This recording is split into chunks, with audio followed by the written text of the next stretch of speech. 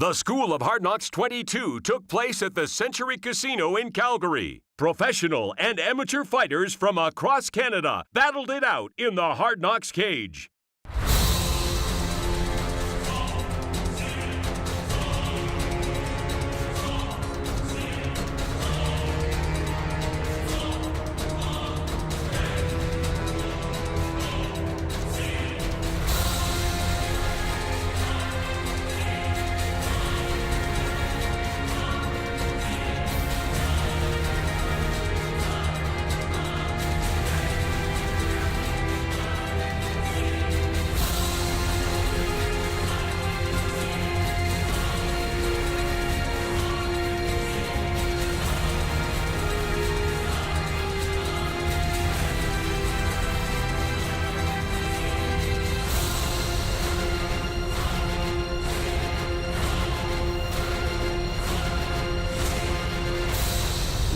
To the School of Hard Knocks. This School of Hard Knocks fight is an amateur bout in the 155-pound division and is brought to you by MMA News Canada. And now, let's meet the fighters. Hello everybody and welcome to Hard Knocks 22 live from Calgary, Alberta, Canada. My name is Ryan Valentine, sitting alongside Jeremy Valentine tonight, and a brief note about the rules here in Calgary for amateur fighters. No strikes to the head of a downed opponent. You also have no twisting leg locks. You've also no knees or kicks to the head of an opponent as well. So those are the rules that we follow here in Calgary for the amateurs, of course, put in place to protect the amateur fighters as they get set to embark on their amateur career. And making his way down to the cage, Roberto Lopez out of the Grand Prairie Boxing Club in Grand Prairie, Alberta. Of course, striking is a focus for this 24-year-old who stands 5'9", but says that he considers himself a well-rounded fighter and is ready to step into the cage despite the nerves, which he says are going to be a good thing for him as he goes forward. And his opponent, Mikhail Shipman, comes to us out of Dynamic Mixed Martial Arts here in Calgary, weighed in at 155 pounds. 0-1 as an amateur and has been training for about a year now. Says he started to take fighting more seriously after that first loss. Says that as a stand and bang boxer and a former lacrosse player, it's going to be his cardio and his conditioning that really get him up into a successful bout this time against Roberto Lopez. Says that the game plan is just to do what he needs to do to win, whether that's work the legs and take down or stand and bang with his opponent. Mikhail Shipman fully ready to step in the cage here against Roberto Lopez. Now for the official introductions, we'll go into the cage with Jay Denance.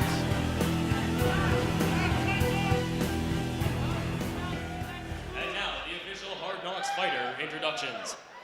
In the Rig Pig Apparel blue corner, it's his amateur debut, and he's 24 years old.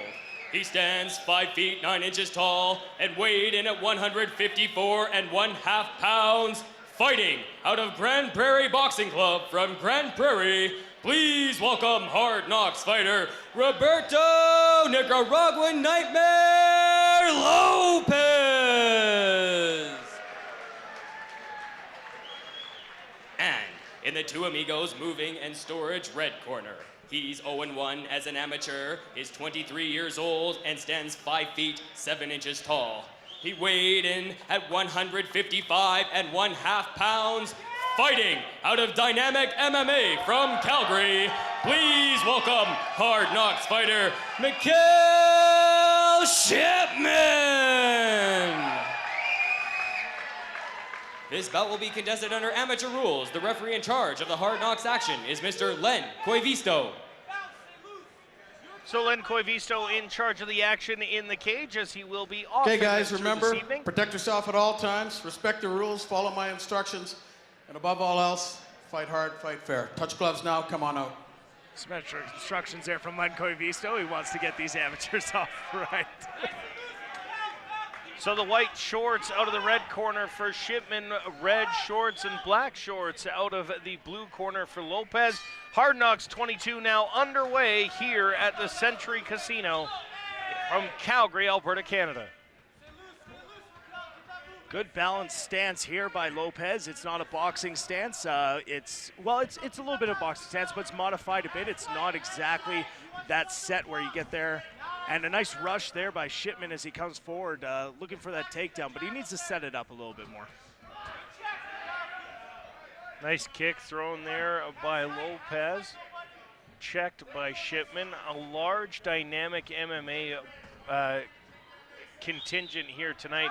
7 of our 14 fights feature a dynamic fighter tonight, and a big leg kick there from Mikhail Shipman. And right back by Lopez. Lopez is just hitting him here with his toes, though, so it's not going to do much damage.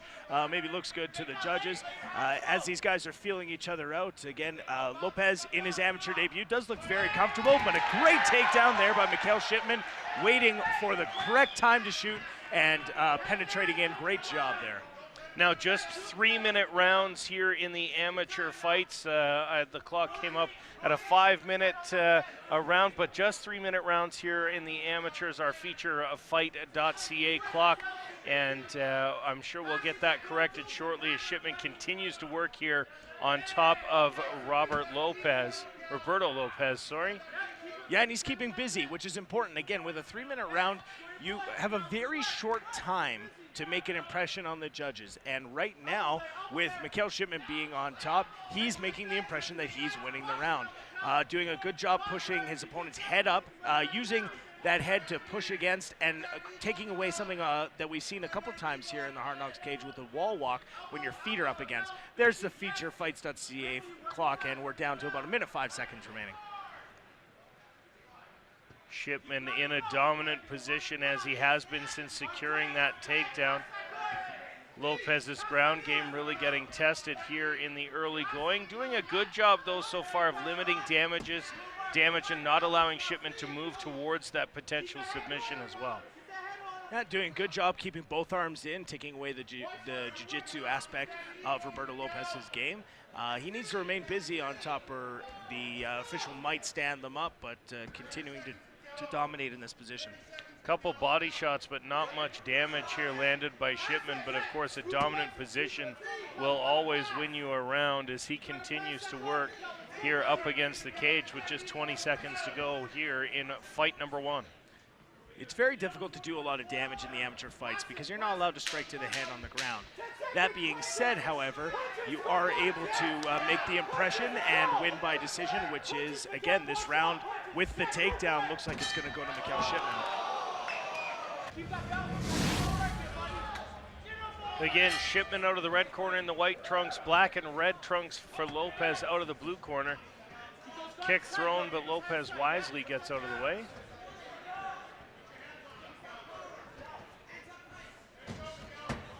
He's rushing in for that takedown, and he ended up getting it, but ending up in that guard position.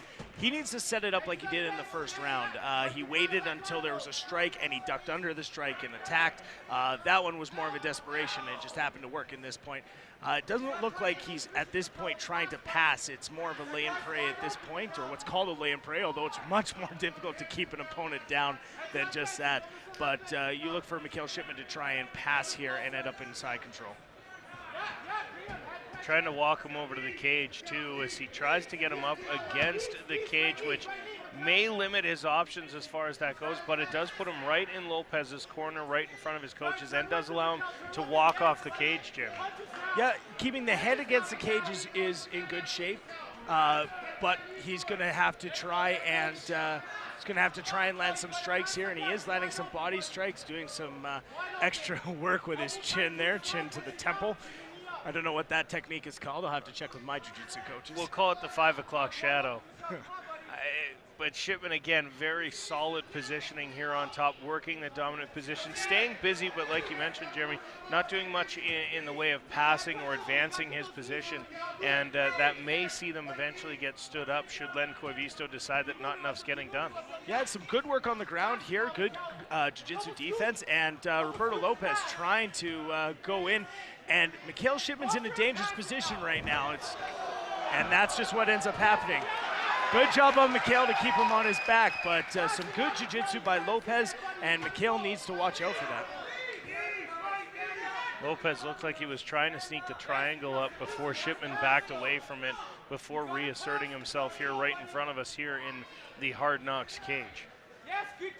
Hey, effectively using that head to put some pressure onto Lopez. 45 seconds remaining now in round number 2 as these two amateurs go, and I believe for a moment there that the referee was going to stand them up, with just some instructions there on the ground. I think he was warning him just to keep away from the head. The blows were getting pretty close. They're hitting in the shoulder and in the neck. And got to watch that head. No, there's no striking to the head in an amateur fight. And of course, those rules are the rules here in Calgary. If you are a Hard Knocks fan and have seen some of our other fights in other locations, different commissions do have different rules. Yeah, and he's looking to try and get a submission here, but I don't think he's going to end up having enough time with just short time remaining. 10 seconds remaining now in round number 2 as Shipman now moves into side control. A bit of a half guard there, a knee to the body. Again, another solid round for Shipman. Watching the coach in there very much demonstrating the idea of throwing a couple shots and then ducking under for the takedown. It was successful. You can't argue with success, but maybe not the smartest technique going forward. Yeah. I would be surprised if Roberto Lopez didn't come forward here with his hands. And there's a great shot. That's a better attempt, but he's got his head to the outside, ends up in side control, which is what I mentioned earlier. That takes away the guillotine choke so he can sit there. He needs to watch where he is now and not end up in the guard because his head is still in pretty deep here. Well, and a nice slam there from Shipman, too, taking Lopez down to the ground. After Lopez looked like he might have had the takedown defended up against the cage, Shipman just picked him up and threw him to the ground. Yeah, good A nice strength. slam there from obviously working his wrestling and his grappling has been Mikhail Shipman. Yeah, and with that lacrosse background, you really learn, because you're constantly being cross-checked and slashed, you do learn how to have a really good center of balance and be very good, strong in your core. And that really showed there when he got in, got stuffed, and was still ended up being able to pick him up and take him down. A half guard now employed by Lopez. Shipman on top. Maybe I thought he might be trying to isolate the arm for a submission, but it does just at this point look like he's holding on. And now a full guard here for Lopez, and you can see him again trying to throw up a triangle and passing easily on that move with Shipman. Yeah, and there's a possibility that Shipman was trying to bait him there by giving him what looked to be a position where he would want to attack from. And some interesting things here. We're looking like an attempted rubber guard coming up here. He's got it up pretty high and able to pass his Shipman. Very strong. Yeah, again, Lopez trying for that triangle choke, but unable to secure it down low, and finds himself in a pretty bad spot here with just 1 minute left. He's going to need a miracle, I think, at this point, if he's going to come back and win this fight. I know a fight can end at any moment, but hasn't really threatened with submissions from the bottom, and just been worked over on top from Shipman. Yeah, and you look, and right there, that was an attempt at a pass and being able to switch him over, and it was good technique. There was nothing wrong with the technique. It's just Shipman is very strong in the base. I wouldn't be surprised if he does have a bit of a wrestling background as well as lacrosse, and he was able to keep a good, solid base and defend against that. Unfortunately, sometimes there's nothing you could do against superior muscles at this point. Well, and again, Shipman continuing to press the action while in a dominant position. Just 20 seconds left now in this first fight of the night, the first of 10 amateur and 4 professional fights here on the Hard Knocks 22 card. And again, just 10 seconds left now, and this is where we saw, well, and rolling out Lopez, unable to throw strikes to the head. He's awfully high and just got too late as he was trying to throw an arm bar up. Time may have run out for Roberto Lopez there as he tried to get in and get an arm bar, but just ran out of time as this fight comes to a close, and your likely winner on all 3 judges' scorecards will be Michael Shipman. He'll get his first victory in the Hard Knocks cage, and even that record is 1-1. And on the other side, Roberto Lopez will have to go back to the drawing board a bit. Said his ground game was good enough, did not prove to be the case tonight. Well, it's tough when somebody's able to stay on top of you for as long as they did. I think we're going to have another look here. Good kick coming through and turning, and then see sees the opportunity to duck underneath. Good position there. He's on the back of the knees. Nice defense and getting your legs back by Lopez, but just sheer power by Shipman. And he's able to take him down and end up inside control.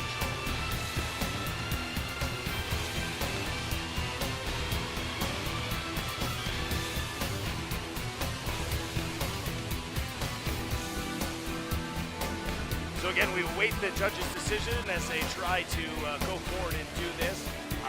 As they're adding up the scores. And again, I always wonder what takes so long. As a fight that was clearly dominated by one fighter, you think that they would be able to add up 10 times 3 and 9 times 3. But I guess they just have to make sure and check it out as they go. But as we go forward here, we're looking for the official decision. It looks like it's coming in right now.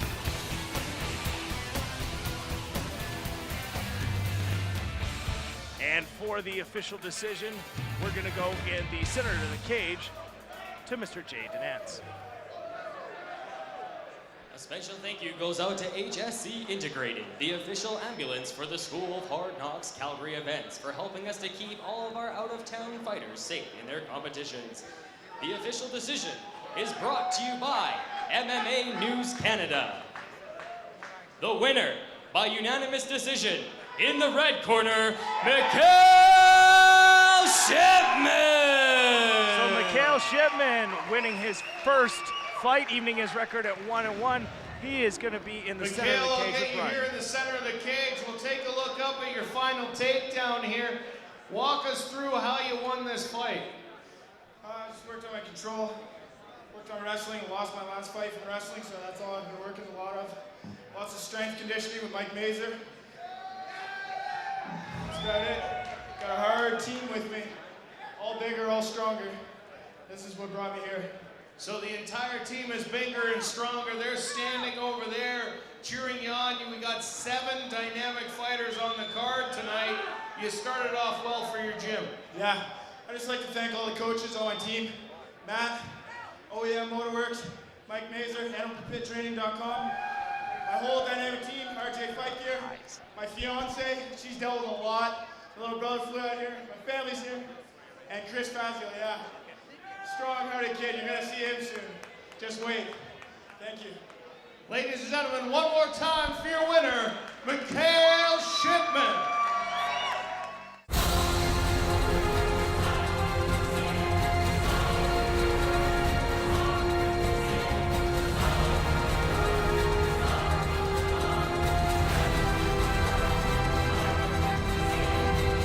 Find out more about Hard Knocks Fighting and upcoming Hard Knocks events. Please visit hardknocksfighting.com. This School of Hard Knocks fight is an amateur bout in the 145-pound division and is brought to you by the Blackfoot Inn. And now, let's meet the fighters. Next up on the card, Jared Meyer taking on Zach Snyder, and we see Meyer coming down to the cage now out of Gracie Baja Gym here in Calgary, Alberta. Fighting at 145 today, was expecting to fight at 155. Had his opponent change a week out, as happens here in MMA when due to injuries and other mitigating circumstances, we find fighters having to change opponents fairly close to the fight, and Jared getting down to weight. And it was easier than he expected it to be. Said he spent some time watching Zach's fights and feels like he has a real advantage when it gets down to the ground. Spent some time at the Mike Miles kickboxing camp, work his stand-up, and we'll see how that does against his opponent. And his opponent. Zach Snyder comes to us out of Knuckles MMA in Calgary, Alberta, weighed in at 143 1/2 pounds. Comes in with a 1-1-1 record, but on the upswing, just 18 years old, stands 5'11", and what we've seen from Zach so far is heavy hands. We know Zach can get out, we know Zach can fight and hit hard, and does so, winning his last fight in just 52 seconds, and is really looking forward to getting into the cage, to getting in and continuing his amateur career here again, just 18 years old. and says that he figures the game plan for this fight is he's going to try and win wherever he can, whether it be on his feet, on the ground, wherever he needs to go. And we know that the guys from Canuckles come into our cage very well rounded, very well trained in all aspects of MMA, kind of the next generation of MMA fighters coming up. And now, the official Hard Knocks fighter introductions. In the red pink apparel blue corner, it's his amateur debut. He's 24 years old and stands 5 feet 9 inches tall. He weighed in at 145 pounds, fighting out of Gracie, Baja from Calgary. Please welcome Hard Knocks fighter, Jared Meyer.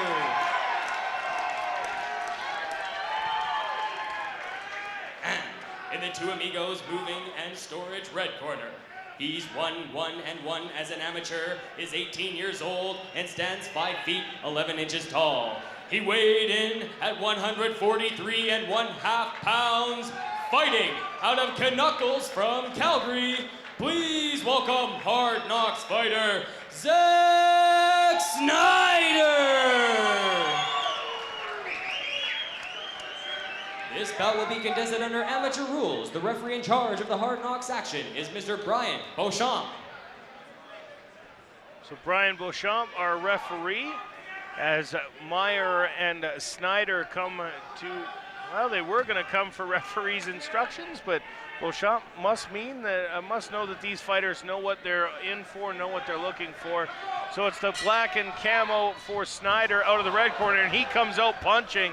Knowing that you're fighting a Gracie guy, always good to get your strikes in early, because if it goes to the ground, they regularly have the advantage. Yeah, and a little bit of gamesmanship there, and he's getting in Jared Meyer's head, and a nice clinch there, showing the work that he did at Mike Miles' gym is Jared Meyer. And he touched gloves, and immediately from the touch followed through and punched him. So I can understand why Jared Meyer might be a little angry at Zack Snyder. Zack Snyder, of course, not the same Zack Snyder who makes all those good movies Directed like 300. Yeah, 300. He's busy. That's why he's only 145 pounds. Snyder has Meyer up against the cage again. Black trunks with red trim out of the blue corner for Meyer, and the camo and black for Snyder, and he's unloading up against the cage. But a big smile on Meyer's face as he breaks away. Eager to trade punches in his amateur debut is the 24-year-old Jared Meyer. Yeah, I think he needs to get that right leg kick going on, because Snyder's doing nothing to defend that position right now. And if Jared Meyer is able to slip that right leg kick, I think he can land it for some significant damage, just based on their stances as they are. Now almost with the back is Zack Snyder trying to secure that takedown. Meyer working the wrist control up against the cage. Again, no knees to the head of an opponent at all here under amateur rules in Calgary. So Meyer can afford to leave his face hanging out there, knowing that the knees can't come, and he can guard the midsection and is doing so. Yeah, and if you look at the face of Jared Meyer, he thinks those knees are landing awfully close to his groin. And that might be the case, but I don't think that they're right to the groin, which is why the referee didn't stop it. If you look, and he's possibly trying to go for a standing Kimura here as he's got that arm going, but he needs to get the other arm free. And Beauchamp is going to stop them and say, so watch those knees. I believe that knee did come to the groin. Beauchamp sending him. Yeah, timeout has been called. Gives a moment for Meyer to recover. For those of you watching at home who are like, I might try my first MMA match, Meyer is doing the classic mistake here. He got hit in the groinal lower abdominal region, and he is not taking time to recover properly. If you are at home and you are about to be in your MMA fight, you get 5 minutes to recover from being hit, and take your time. Take your time and make sure you're perfect. Because if you come in and try and get that momentum going, you're going to end up in trouble. And in trouble he is right now as Zack Snyder takes him down. A nice takedown there from Snyder after an exchange of punches. Hauling Snyder back to the ground, though, as he tried to back off, and getting on top now, Jared Meyer. Meyer trying to work over the top. has a line on potentially an arm-in guillotine if he can get his head out, get into a better advantage position, but it seems like he's trying to find himself inside control. Yeah, and short time remaining here in the round, and a good posture position. He can't hit him in the face, but he can go for this arm bar, and he's got slipped now to a different kind of submission, trying to get anything he can as the arm bar slipped out, and that's the end of the first round. Submission here by Zach Snyder as he's even out of his corner, ready to go. Cage doors closed. This time they touch gloves with a little less immediate action. A nice front kick there from Meyer. Absolutely, and Meyer's taking some big shots, but giving them right back. Taking a couple on the chin, but showing good chin here, especially since it's his first fight. And you know, how many times do you get punched in the face in your regular day before you're in a fight? Well, fortunately, never. Meyer trying to take this fight to the ground. Snyder briefly ended up on top, but Meyer pushing through now, has secured the takedown and has the full mount. And there's two schools of thought here, and a nice switch there by Zach Snyder. And he's going to let him up there. I think he went to strike him in the head and pulled back. Still a little bit of a touch, but at this point, the referee did a great job there in not penalizing, because I don't think there was any intent behind that. I think that's just instinct more than anything else. Well, when you get into training scenarios as well, you don't hold up from that punch when you're working and doing some serious training. So adapting to the rules of the Calgary Commission, one of the things the amateurs need to do here, and able to do so successfully. And again, the intention wasn't there to do that kind of damage, but stopping the action. Brian Beauchamp up against the cage, and they will reset them here at the center of the cage with 1.5 minutes left in round number 2. Some pretty good takedown and some excellent defense. If you look at the right hand of Jared Meyer, he's keeping that glued to his chin, and every single time Zach Snyder comes with a left, he's hitting that hand with that high hand. That time there, he kept the hand down, and he paid for it with a nice straight shot right to the face. Solid striking here from Snyder, but a nice takedown again from Meyer, again moving into the mount. Now, the last time he got too high, found himself swept. We'll see if he's able to isolate a limb from this position and find himself a submission victory, something the Gracie boys do very well here in the Hard Knocks Fighting Championship. Well, and he is really high, but that's where he wants to get set up to do an armbar or perhaps a top triangle, which is what he's attempting now, and he's got it sunk in, and this is not good for Zach Snyder. As he gets this in tight, he's going to convert to an armbar to try and do an extra damage. Not very tight on the legs, but you don't necessarily have to be tight. Good defense by Zach Snyder as he's keeping his head up. Snyder doing a good job of rolling out of that triangle and really preventing the damage, but it's locked in a little tighter now from Meyer as he's trying to find himself a submission victory here. Action right up against the cage as Snyder tries to get away from Meyer. Just 10 seconds left, flipping it into an arm bar, giving up on the triangle, but not having the torque is right now from Jared Meyer, and Zach Snyder gets out of round number 2.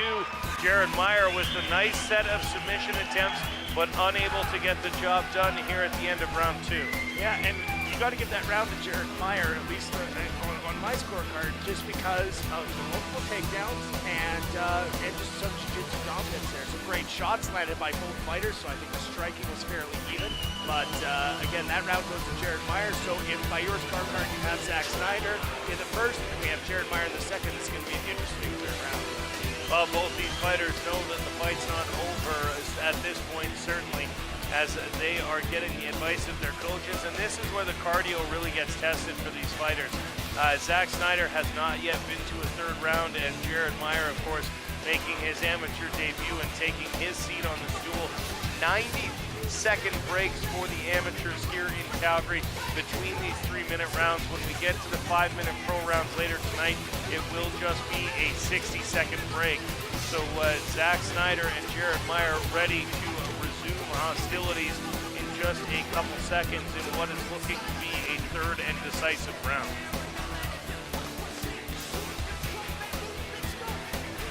Wrath of the Titans and Peters on March 30th.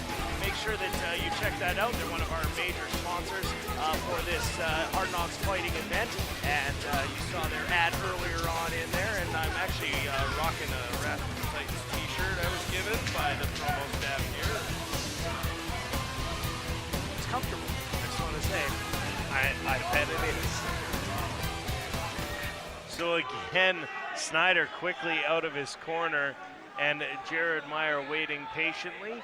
And Brian Beauchamp starts the action. Round number 3, and again starts with the big front kick there, and a low blow coming to Snyder, and we will see if he takes advantage of the time he's given to recover. Again, up to 5 full minutes, able to stop the clock and recover from that. Not an easy thing to do, even in 5 minutes, when it's as direct a kick as that was. Yeah, that caught him right in the I don't want you to be a parent button. Cup. Yeah, right in the cup. But again, he's getting right back in. If you look at instances in MMA all across, doesn't matter what promotion, you see times where there's accidental illegal blows, and then the fighter that doesn't get that blow the other fighter ends up coming out really, really hard and taking advantage of that weakened fighter. So coming back already is Zack Snyder. And as we go back to them here, hopefully that's not going to affect him here and we get a good end to this round. Meyer coming in with more strikes and a big knee to the midsection. Snyder throws him up against the cage though and has him up there, and maybe will try and throw some knees of his own. Back goes Jared Meyer. Now he's going to throw his knees. Again, he worked with Mike Miles kickboxing, so you can guarantee that those knees are good. And I bet his shins took a beating too. I've been to a Mike Miles training camp, and I don't think my shins have been the same ever since. Well, identifying what was possibly a hole in his game in his stand-up and working with one of the best in the world when it comes to kickboxing at the Mike Miles camp, and now finds himself in a dominant position here. And again, a big knee to the ribs there, and that cannot feel good. We've seen elite level fighters stopped with knees to the ribs, including Matt Serra losing to George St. Pierre due to knees to the ribs, and some big ones being thrown there and continuing to be thrown by Jared Meyer, trying to soften him up, and now works himself into the full mount. We'll see if he can convert that into a submission. It's all about leaving an impression in the judges' minds, and a sequence like that leaves an impression in the judges' minds, and that's a very important thing for a fighter, especially with the short rounds. You can't fall behind for 2 minutes in a round and expect to be able to come back and win the round with 1 minute to go. Very rare instances that happens, whereas 2 minutes goes by in a 5-minute round and you can dominate the last half and you put that impression in the judges' scorecards. I don't think that there's going to be any risk taken here by Jared Meyer. I think he thinks he's in a comfortable position. He does have his back now, trying for a submission though. Yeah, Snyder tried to roll out of it and may have been a bad choice, as he now finds himself in a pretty nasty armbar situation, stomping on the elbow as Jared Meyer. If there's one thing we've seen from the Gracie boys, it's a pretty slick armbar, and you saw him trying to do that but was unable to finish, and maybe has a triangle now. Very solid jiu-jitsu on the ground here from Jared Meyer.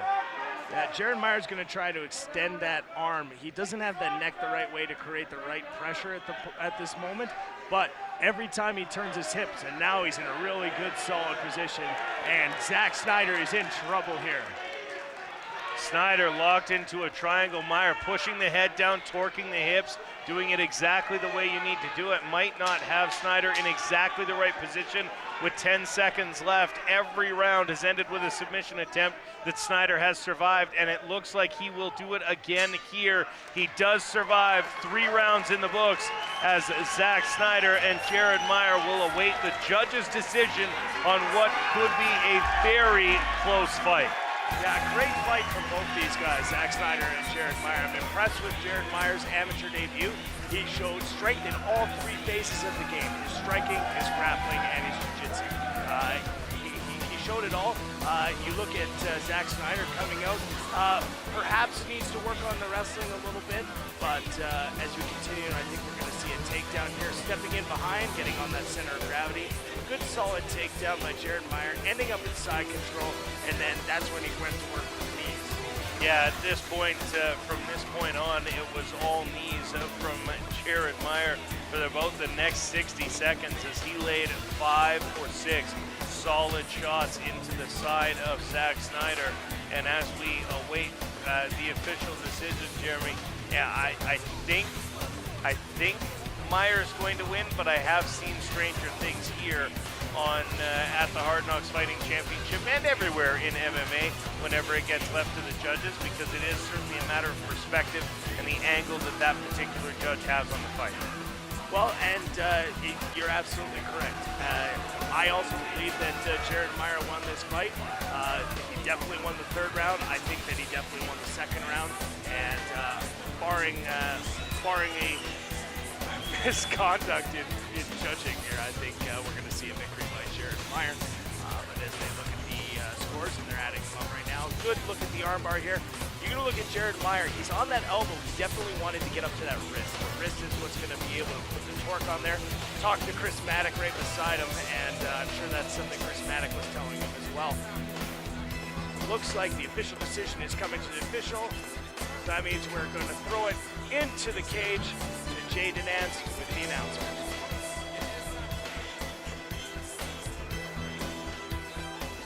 Ladies and gentlemen, we have the official decision brought to you by the Blackfoot Inn.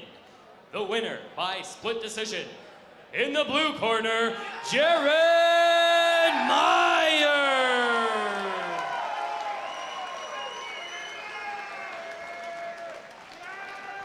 Jared Meyer winning his amateur Jared, debut. He's with Ryan. In the center of the cage. A nice fight, making your amateur debut, putting on a bit of a jiu-jitsu show, especially in the third round. Yeah, well, I knew he was getting tired. I took him down first, and I noticed that he had a hard time working his ground game, so I figured, you know what, that's the best place to take him. Now, in round one, we saw you take a couple big strikes up against, and then you came back with a big smile on your face. Was it good to get into the action that way? Well, you knew, I knew what he was coming out with. I watched his last couple videos. I knew he came out swinging hard, and that's exactly what he did in this one. And after he caught me a couple times, I realized, you know, I was planning for this, and so I just worked from there. Now, were you surprised he was able to survive the submission attempts? Because you had one at the end of every single round, but no tap coming from your opponent. Well, in the last one there, I had him in that deep triangle. I could hear him gasping. And so I was trying to pull it in tighter and tighter, but strong kid, and he was able to pull it off. I'm sure you got some coaches and sponsors to thank? Yeah, I want to thank everybody from Gracie and from Mike Miles for helping me out here for this fight. I took it on a week's notice, and I'm glad to be here for sure. All right, ladies and gentlemen, let's have it one more time for your winner, Jared Meyer.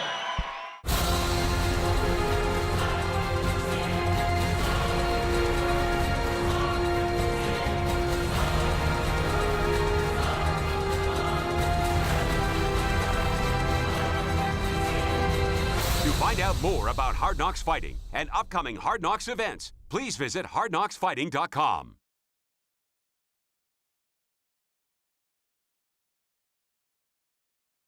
In the Rig Pig Apparel blue corner, he's 7-1 as an amateur, 19 years old, and stands 5 feet, 11 inches tall. He weighed in at 144 pounds, fighting out of West Coast MMA from Vancouver. Please welcome Hard Knocks fighter, Jeremy JBC Kennedy! And in the Ralph's Texas Bar and Steakhouse red corner, he's 4-1 as an amateur, 22 years old, and stands 5 feet, 7 inches tall. He weighed in at 145 pounds, fighting out of Elite Training Center from Calgary. Please welcome Hard Knocks fighter, Patrick the Prince Ward! bout will be contested under amateur rules. The referee in charge of the Hard Knocks action is Mr. Elvis Lyon. Fighters to the center of the cage. I've been giving you instructions. I want a clean, hard fight. Give it everything you want. Give a good show. If you want to touch gloves, touch them up now. Back to your corners. I'll let you know that's the first time Patrick Ward has touched gloves or shook hands with Jeremy Kennedy. Said last night at the weigh-ins, Jeremy told me that he went to shake Patrick's hand after the standoff, and Patrick just kind of turned to walk away and not touching gloves on his way around the cage, which is normally what the second guy in does.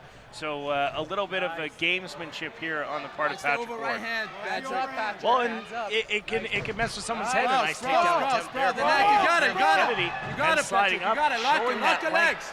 That's the thing with the long fighters is you sprawl back, and yet they're still in a good position because their arms are so long. And showing a good takedown there is Jeremy Kennedy. Trying for a guillotine choke here is Ward, but it looks like the head a little high up for that choke to happen, and now he's popped out of it. Lock him up, Patrick. Lock him up. Good striking from the bottom. Another good strike there from Patrick Ward. Again, Kennedy in the red and white trunks, red and black trunks for Ward. Kennedy working the dominant position right now. This is 5 3-minute rounds as well, so it's a championship fight. Yeah. You got it, buddy. Keep that lock, Patrick. Kennedy did go the distance in his title win for Battlefield, and did win that fight 50-45. An experience that he has over Patrick Ward. Ward's never been past a third round, never had the opportunity to go past the third round, and it's something that Kennedy really feels will give him the advantage if the fight goes that long. But right now doing a good job of being on top, and now Ward doing a good job of fending him off as Kennedy was trying to take his back here. Yeah, and you look at both these fighters, both are trying to come up and try but now going to more typical style defense and looking to single out an arm. Looks like he's trying to do something like an omoplata. Body head, Patrick. Don't know how that works, but I'm sure if anybody can do it, Jeremy Kennedy can. Right there. His leg is open, Patrick. Ward now in a more dominant position, has Kennedy up against the wall.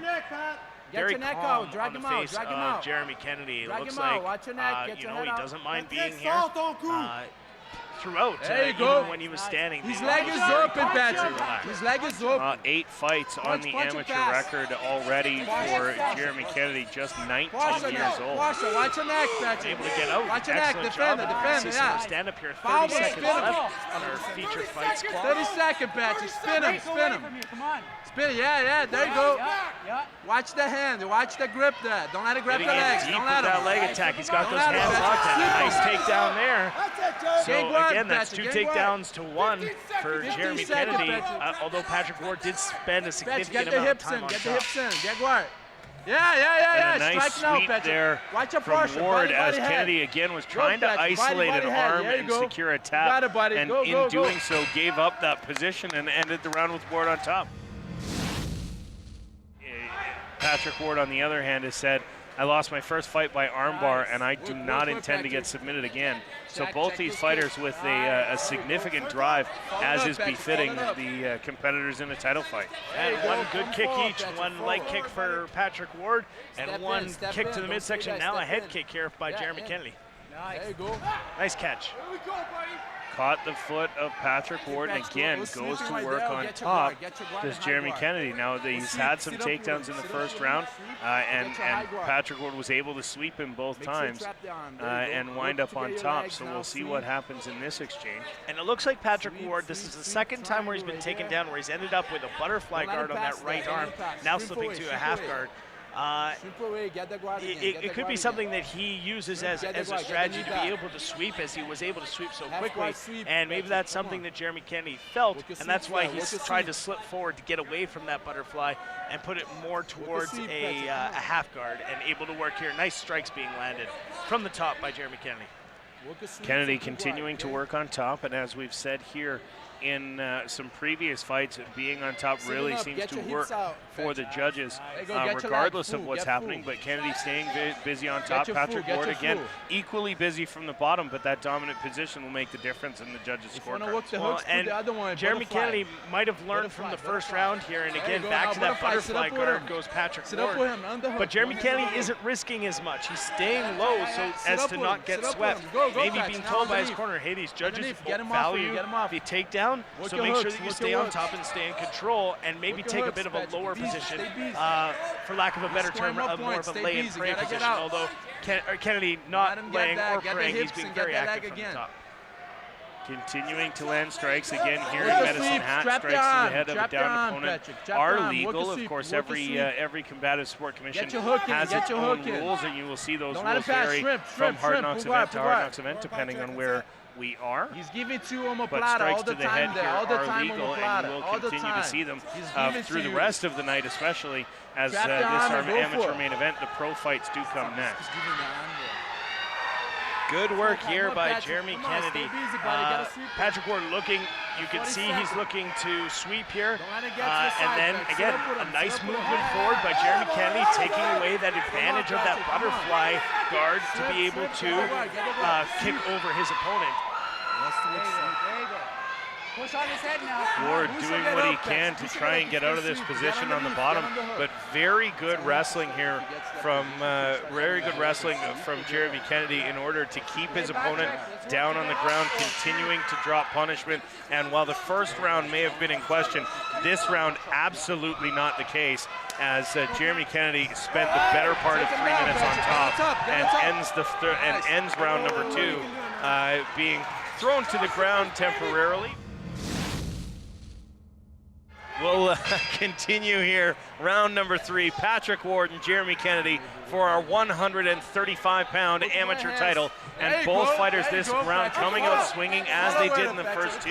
Ward a little lighter on his feet, doing a little more bouncing back and forth. Kennedy, though, plodding forward and landing strikes. Yeah, he's basically, every time Patrick Ward comes in, he's throwing out a jab, and that is a great takedown by Patrick Ward.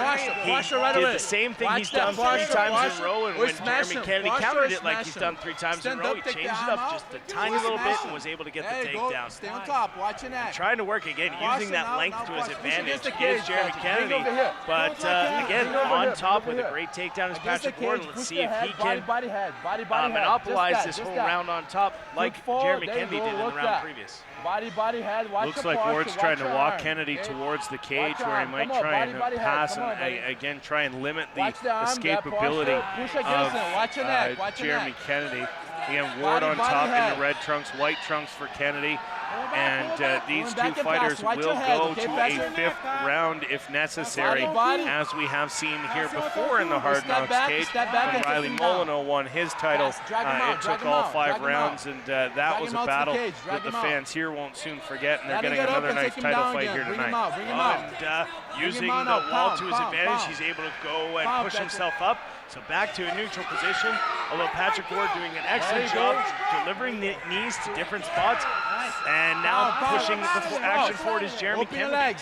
Yeah, Ward was delivering those knees, and you can see he was twisting the hips as he was trying to throw those in to add a little more torque as they went to the inside of Kennedy's leg. But Kennedy doing a good job, again, with that extra length, those extra couple inches, enough to pick Patrick Ward up off the ground and drive him down with a slam to wind up on top. Creating a little bit of space as Patrick Ward was right up against the cage, backing up a little bit, and in on the legs now is Jeremy Kennedy. Patrick Ward doing an excellent job getting back up, and Kennedy just pushing along.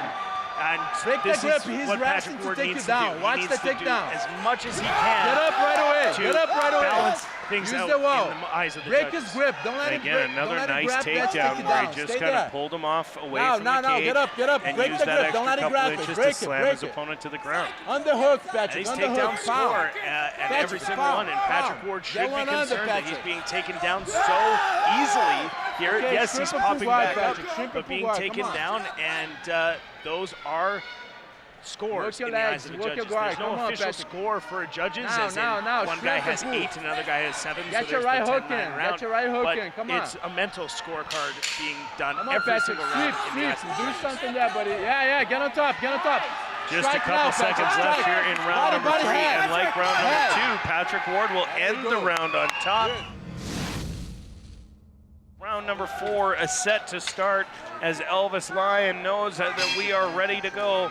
And Jeremy Kennedy and Patrick Ward come out for the first of 2 possible championship rounds here as they compete for our 135-pound amateur title. And Jeremy Kennedy utilizing that jab a couple times has been able to stop the penetration step of Patrick Ward. A nice takedown again by Jeremy Kennedy. Well, it looked like Ward was trying for a throw and ended up having Kennedy collapse on top of him. And as a result, now finds himself on the bottom where he has spent a significant amount of this fight, Jeremy. Yeah, but again, up against the cage, he's high up in posture, so he might be able to position up the cage to be able to sneak out. Both of these fighters have shown success at getting off of their backs, which is something that is a good sign for an amateur fighter. Many fighters know what they're doing on top, but once they get on the bottom, it's more of I'm going to try and look busy, but I'm not able to get off my back. Both fighters able to get off their back, showing great technique here, and maybe this is why they've made it into this championship fight. Couple rights and left sneaking through there from Kennedy on top. Get the knee across. Trying to, again, make that impression on the judges. Kennedy, in his 8 amateur fights, has gone to a decision 5 times in 8 fights, and that includes 2 championship fights. So again, having been to a 5th round before, he knows what it feels like to fight deep. This, of course, the longest fight now of Patrick Ward's young MMA career. Come on, get your momentum. Now, sit up. On the hook. Don't let it grab, on the hook right away. Kennedy continues to work his wrestling up against Ward on the cage and just holds his opponent down. And again, that's in the eyes of the judges, you can't do anything but award a round to Kennedy if this continues, because he's been on top the entire time. Well, and you talk about and a nice switch there by Patrick Ward, now able to get on top of Kennedy, in on the legs again and shrinks him down. So Patrick Ward does all that hard work to get off his back and ends up right back down. And there's got to be some frustration building on his side.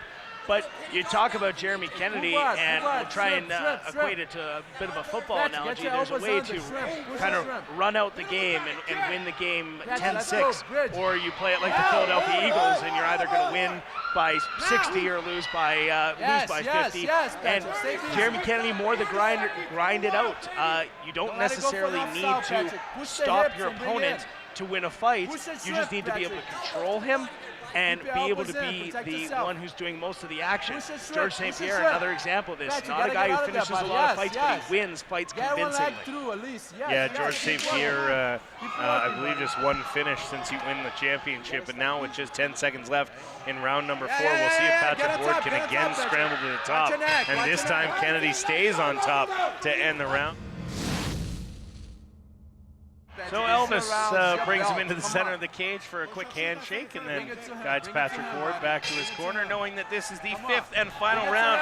Trying the flying knee, Patrick Ward, a big kick thrown by Ward again, caught and thrown aside by Jeremy Kennedy, who again, for the 5th round, ends up on top early in the round, and we'll see what damage he can do here. Patrick Ward is going to have to escape to have a chance at winning this fight. Yeah, and you can tell Patrick Ward's corner says, you're losing this fight, you got to do something. They've got to feel that they're down multiple rounds, maybe 3 rounds to 1, maybe 4 rounds to nothing. Get out of there, buddy. They felt like their fighter had to come out, and Patrick Ward did all he could. A flying knee to the chest.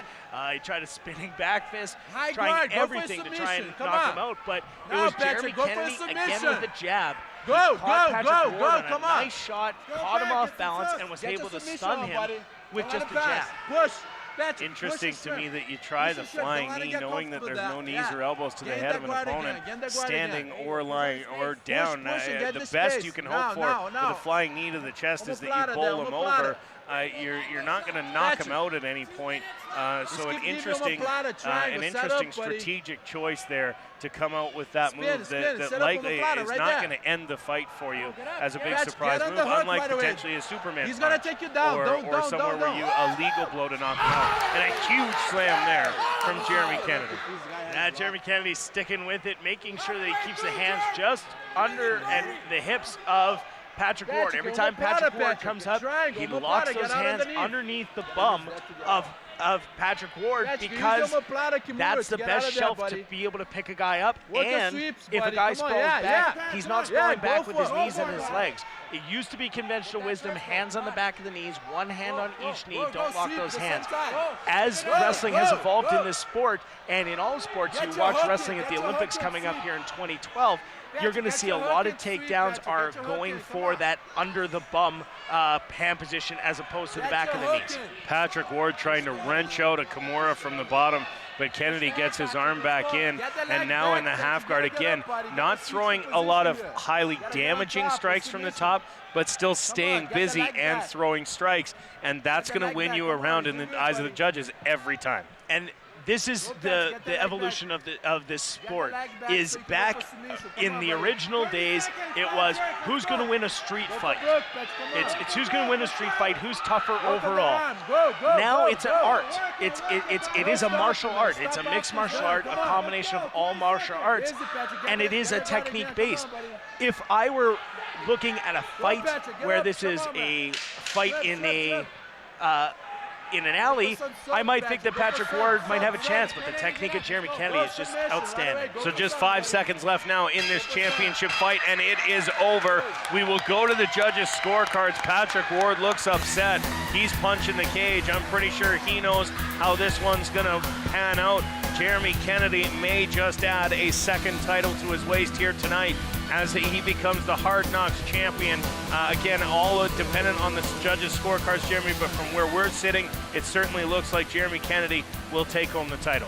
And here we go with our official decision, and to crown our champion at 135, we're going to head in and to the voice of the Hard Knocks Fighting Championship, Jaden Nance.